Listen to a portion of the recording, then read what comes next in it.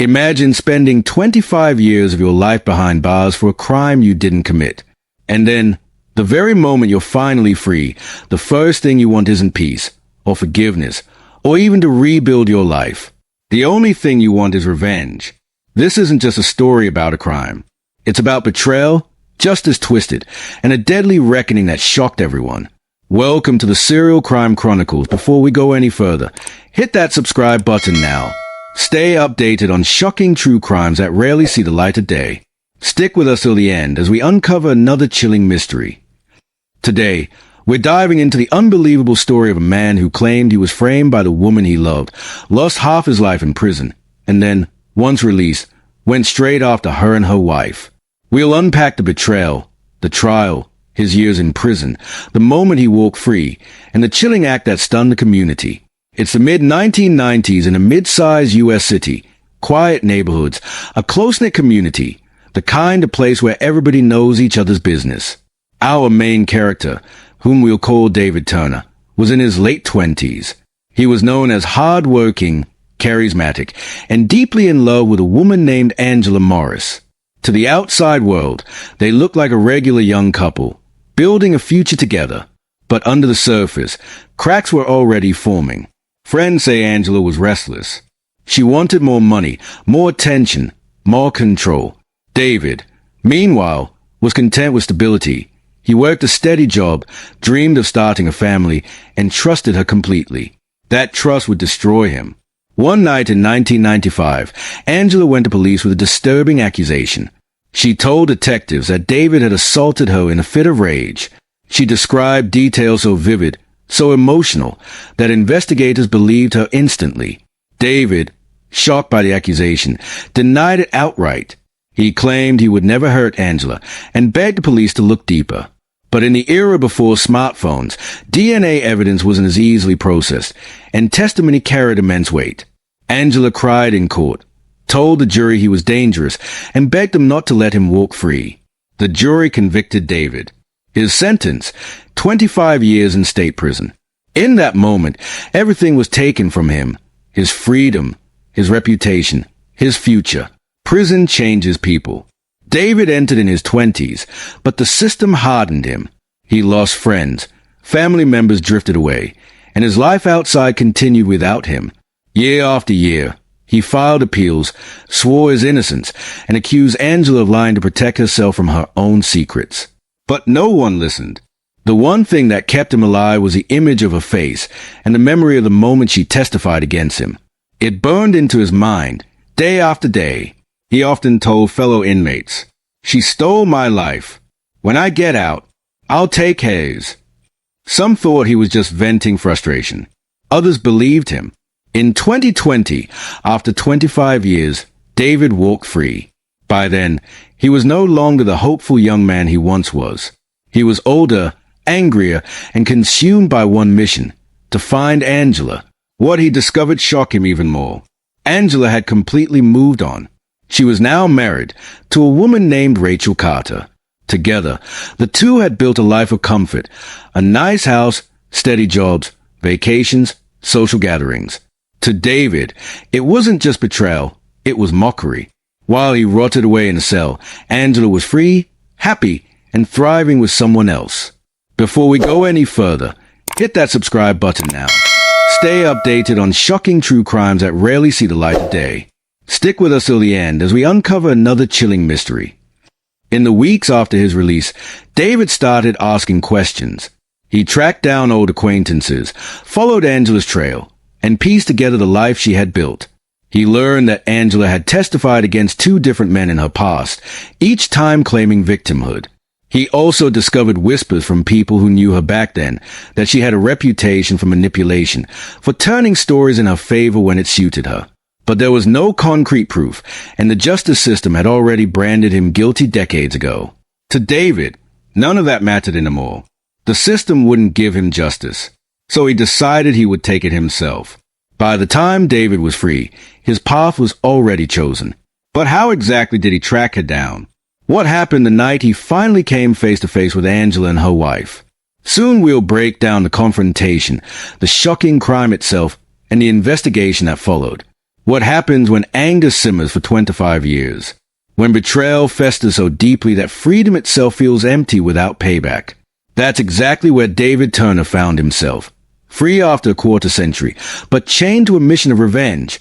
Earlier, we traced David's downfall, set up by his girlfriend Angela, convicted and locked away for decades.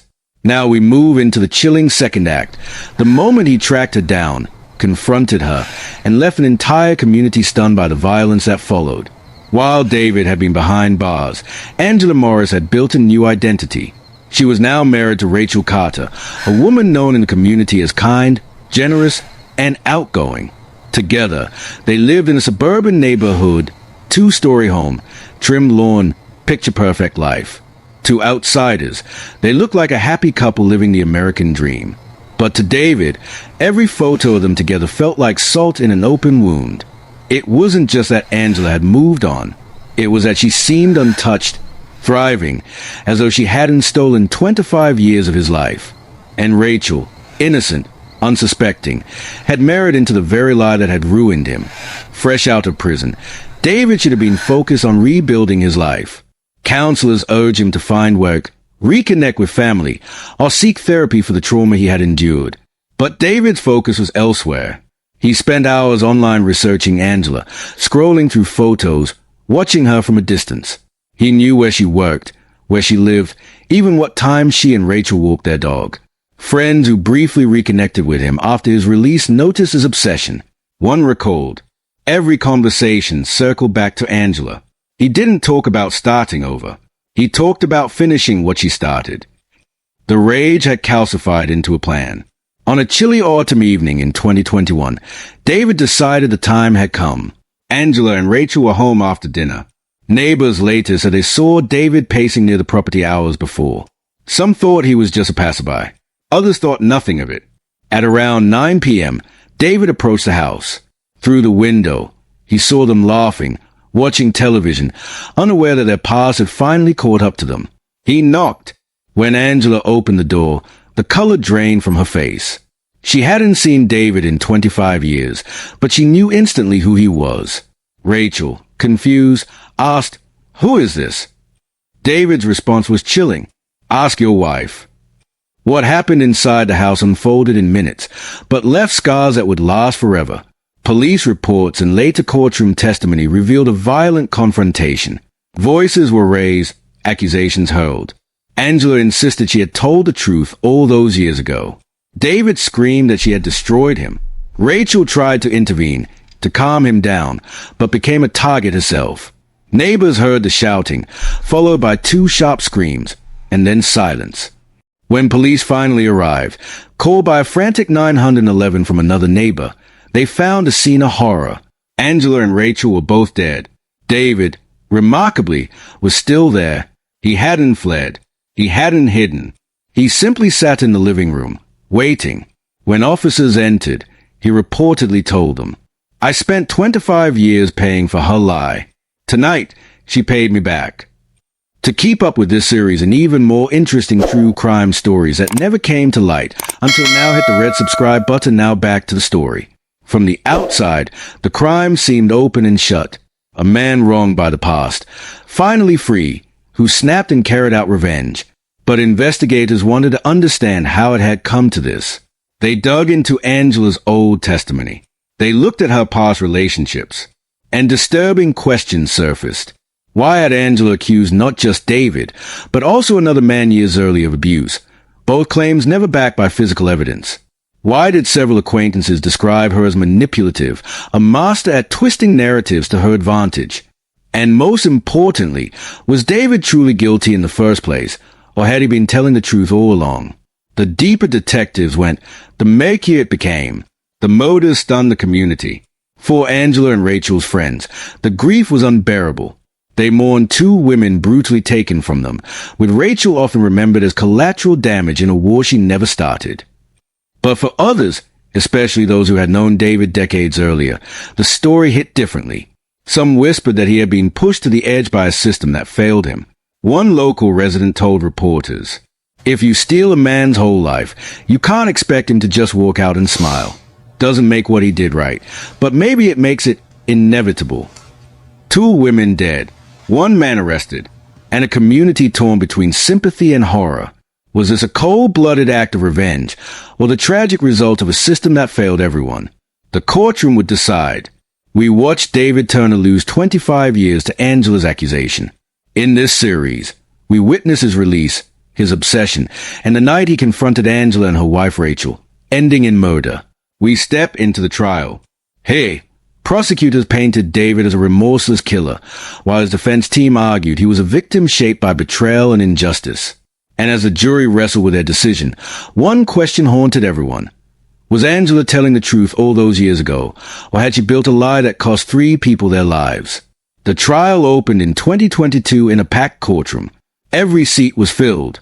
Friends of Angela and Rachel on one side, David's few remaining supporters on the other. Reporters lined the back, cameras waiting to capture every grim detail. The charges, 2 counts of first-degree murder. The possible sentence, life without parole. David entered the courtroom looking older than his years. Gray hair, deep lines in his face, eyes hollow.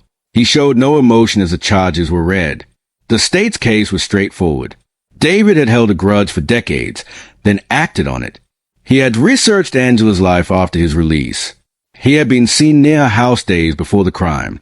He had admitted to police, "I spent 25 years paying for her lie. Tonight, she paid me back." To prosecutors, this wasn't a man snapping in the heat of the moment. This was premeditated murder, calculated and cold. They showed photos of Angela and Rachel's bodies, described the brutality of the attack, and reminded jurors of Rachel's innocence. She never testified against him. She never harmed him. Yet she paid with her life, the prosecutor said. The defense took a different approach. They didn't deny David killed Angela and Rachel. Instead, they painted him as a man destroyed by a system that failed him from the start. They argued how Angela's original testimony in the 1990s was shaky, with no physical evidence to support her claims. She had a documented history of making accusations in past relationships. David's years in prison left him mentally broken, suffering from untreated trauma and rage. The defense attorney told the jury, this was not the act of a cold-blooded killer. This was the act of a man crushed under the weight of a lie for 25 years, abandoned by justice, and left with nothing but anger. As the trial unfolded, more troubling questions emerged. Did Angela truly lie in 1995? Could David have been innocent all along, his rage fueled by years of wrongful imprisonment? Oh, if so, was Angela guilty of perjury and manipulation that ultimately cost her own life? And what about Rachel? Should she be remembered as simply collateral damage, or as a victim of a cycle of lies and vengeance that never should have begun? The jury wrestled not only with the motives, but with the shadow of the past. The prosecution closed with fire. This was revenge, pure and simple. David Turner spent 25 years planning this night. And when the moment came, he murdered not 1, but 2 women. That is not justice. That is not tragedy. That is evil. The defense countered. Ask yourselves, how would you endure losing 25 years to a lie? David Turner is not innocent of these killings, but he is also not the monster the state makes him out to be. He is what happens when truth is ignored, when justice is denied, and when anger festers until it explodes. After 3 days of deliberation, the jury returned. David Turner was found guilty on both counts of first-degree murder. The judge, solemn, sentenced him to life in prison without the possibility of parole. For the second time in his life, David was led away in handcuffs. But this time, there would be no appeals, no second chance. His story ended where it had begun, behind bars. The verdict left the community divided. For Angela and Rachel's families, it was justice served. They remembered Rachel as a bright light extinguished too soon, and Angela as a woman whose flaws didn't justify her violent end. For others, the case was a grim reflection of what happens when lies, whether proven or not, destroy lives. Some argued David's first conviction should have been re-examined long before his release. Maybe, they said, if the truth had come out earlier, none of this would have happened. David himself spoke only once at sentencing. I didn't start this story, but I'll be the one they remember. And so, the story that began with love and betrayal ended with blood and silence. Police cars revolving like this case proves how betrayal, revenge, and violence can destroy lives. If you want more shocking true crime stories that the world has forgotten, hit subscribe right now. Turn on notifications so you never miss when we uncover the next chilling case. And tell us in the comments, was David Turner a victim of betrayal or just a cold-blooded killer?